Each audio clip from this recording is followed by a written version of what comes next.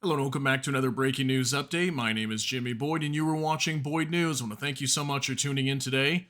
I've got a crazy story coming out here for you. We're going to be talking about Russia, and this gentleman here in the picture is General Vladimir Kulishov. So, Vladimir Kulishov is the first deputy director and head of Russia's Federal Security Services, also known as the FSB. It's their border service. So this gentleman was in an interview recently on RIA Novosti. It's a news site. And while he's on this interview, he mentioned there that he was basically accusing NATO of training for a nuclear attack on Russian territory. Now, this is crazy, crazy news because we've been talking a lot about this topic lately about potential nuclear war. We're probably the closest ever in history, at least in a very long time now, to a potential global nuclear conflict. And this gentleman's coming out and making some major claims here, stating that they're increasing their activities along the borders of Russia. Obviously, right now, I think it's going to be ending pretty soon, or it might be over actually right now, is the Steadfast Defender 2024 exercise. I want to say it was ending sometime in May, maybe June. I could be wrong, but it was supposed to be ending somewhere around this time. And it was going on for several months. And this was a massive exercise. We're talking 90 plus thousand troops, hundreds and hundreds of equipment, tanks, helicopters, boats, you name it, everything.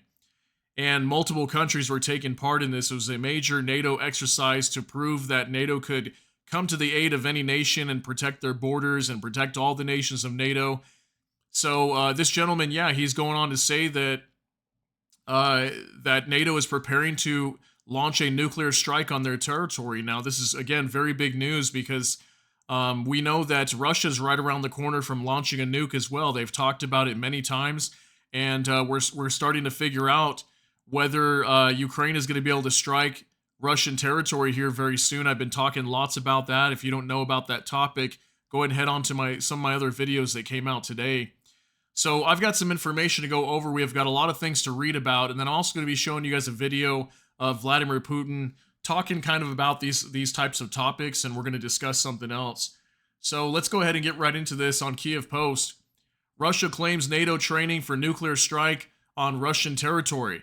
After Russia's recent nuclear weapons drills, the head of the FSB border service blamed NATO in an interview with RIA Novosti for preparing to attack Russia.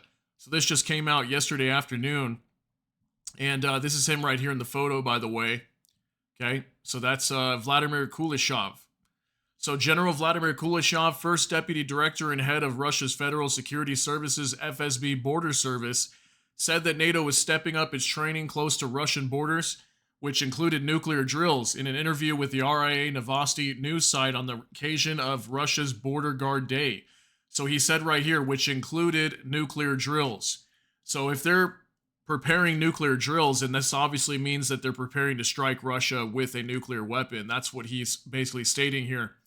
Near the Russian border, NATO's reconnaissance activities are increasing. The intensity of operational combat training of the alliance's troops is growing, during which scenarios for conducting combat operations against the Russian Federation, including the launch of nuclear strikes in our territory, are being worked out. That is absolutely huge for him to come out and say that. That including the launch of nuclear strikes in our territory are being worked out. So obviously Russia is concerned with this. I'm sure they are concerned of nuclear war. And we've heard lots of provocative statements coming out from multiple people in the Kremlin, along with Vladimir Putin, the president, stating that they will literally go to nuclear war if they have to, if their country comes under attack. And I believe this includes if Ukraine starts targeting their territory with U.S. supplied weapons here very soon. Kulishov went on to say the situation requires taking appropriate steps to protect and secure our borders. He also spoke about efforts having to be made by Russian border guards to defend against attempts by what he termed Ukrainian sabotage and reconnaissance groups to infiltrate Russian territory in the Bryansk, Kursk, and Belgorod regions, as well as the Crimean Republic. He said that in 2023, more than 5,500 attempts to enter Russia by international terrorist and extremist organizations and special services and armed formations of Ukraine had been prevented. So we do know, I've reported lots of these in the last few months here. I think it was around like the month of March or February.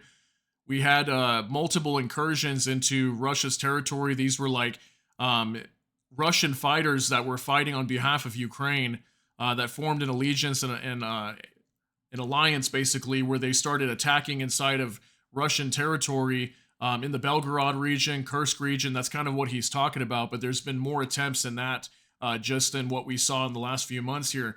So Kulishov said the number of missile and artillery strikes on Russian territory is increasing, and drone attacks on Russia's military, transport, energy, and social infrastructure are becoming more intense. He made these comments on the day after NATO Secretary Jens Stoltenberg called on Western nations to lift the restrictions placed on Kiev in the use of its long-range weapons. So this is what I've been talking about a lot lately. Stoltenberg said some states within the alliance had lifted restrictions on providing specific weapons to Ukraine, though others had not, and called on those continuing to limit their arms supplies to reconsider their position in the light of the nature of the fighting taking place in Kharkiv. So yeah, that's a big talk right now, is Ukraine being able to strike Russian territory. I also got a quick update regarding that. U.S. Secretary of State Antony Blinken has come out again in another interview as of today and basically said that he stands with Ukraine being able to strike Russian territory. So he's even getting on board now. And like I said, I think we're getting really close to this decision happening here very soon, probably in the next couple weeks, where Ukraine will be able to start striking inside of Russian territory. And I believe that this is when this war is going to really pop off, and it could get out of control. So he said, by having too many restrictions, we are tying one hand of the Ukrainian armed forces behind their back because they are reducing their capability to defend themselves, adding these are national decisions, not NATO decisions. In turn, the Kremlin's press secretary Dmitry Peskov told Izvestia that NATO is flirting with military rhetoric, increasing the degree of escalation and falling into military ecstasy. Russian Foreign Minister Sergei Lavrov accused Stoltenberg of exceeding his authority, and he has already been besieged by NATO members themselves, in reference to the statement by Italian Deputy Prime Minister Antonio Tajani that Ukraine should use Western weapons only within its own territory. And that's what they're able to do right now. They can only use these Western weapons in their own territory, and that's it. But that restriction could be lifted here very soon. R.A. Navasti said that Russia had no option but to react to the increasingly bellicose statements by certain NATO nations, which included comments by French President Emmanuel Macron on the possibility of direct intervention in the Ukrainian conflict, and the report by Germany's Der Spiegel on Sunday that the Baltic countries and Poland had warned Germany that they could send troops to Ukraine if the situation develops unfavorably for Kiev. I talked about that recently. I just did a video on that. I think it was yesterday or the day before. Baltic countries, that includes Lithuania, Estonia, Latvia, along with Poland, were warning that if Ukraine were to start to lose this war, or if Russia breaks through the front lines, that they would immediately send their troops to Ukraine to fight. So, like I said, this is a crazy situation if you really think about it, because NATO is not going to be willing to let Ukraine fall to Russia, and Russia is not going to let Ukraine exist the way that it currently is. And they obviously want to take as much territory as they can inside of Ukraine. They've been trying to do that for the last 2 years. It's just stalled out. A lot of it has due to the weaponry that Ukraine has received from the West. So this is really just not going to end well. Okay, it's not going to end well if neither side decides to just claim some peace. That includes Ukraine or Russia, either or. It's going to end very, very bad here. I think most of us can see that. The news site said that the recent non-strategic nuclear weapons drills in the southern military district were carried out on the borders of orders of President Vladimir Putin, as he felt the latest NATO pronouncements were triggering an unprecedented round of escalation and of tension that requires special attention and measures. So, we know that Russia is doing nuclear drills right now. Vladimir Putin's come out. I just did a video earlier. He came out warning the West that if Ukraine starts to strike inside of Russian territory, they won't be okay with this, and this could lead to a nuclear conflict. And he was warning the West, is that what you want? Do you guys want a nuclear conflict? Because you're messing with a major nuclear power, and these strikes inside of Russian territory would be looked at by Russia as NATO striking Russian territory. So, like I said, we're not looking at a good outcome when it comes to this war, and I'm showing you guys all the evidence right now. Many of these reports, they're quietly pushed out, and you really got to dig for them to find them. Okay, and from what we see here, it's not looking good on the ground for anybody, and it just could really spiral out of control very quickly. So that's why I want you all to see this. Finally, I've got one last thing I want to show you. This is on X. This is from Igor Sushko. Russia dictator Putin ordered the entire nation to mobilize and work as if everyone is on the front line. Over 500,000 Russian soldiers occupy Ukrainian territories as Russia prepares to send 200,000 to 300,000 more troops. Ukraine to mobilize 500,000 more for defense. So what this tells me is Russia's preparing for a big fight. We know that they've been trying to mobilize for quite a while now. They're trying to mobilize more troops. They want to attack more in the Kharkiv region and also the Sumy and Cherniv regions, which are northwest of Kharkiv right now. And we are hearing a lot that Ukraine is preparing to fight in those areas as well, but they are very, very low on troops. Last I heard, their reserve troops are basically completely zero.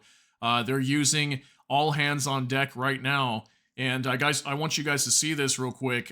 This is Vladimir Putin in a statement. I believe this is when he was visiting at Uzbekistan. Okay, he's in Uzbekistan right now, and while he's there, he's talking about this war, and he's telling everybody that they need to prepare to work as if they're on the front line, as you can see here on the screen. So let's take a look.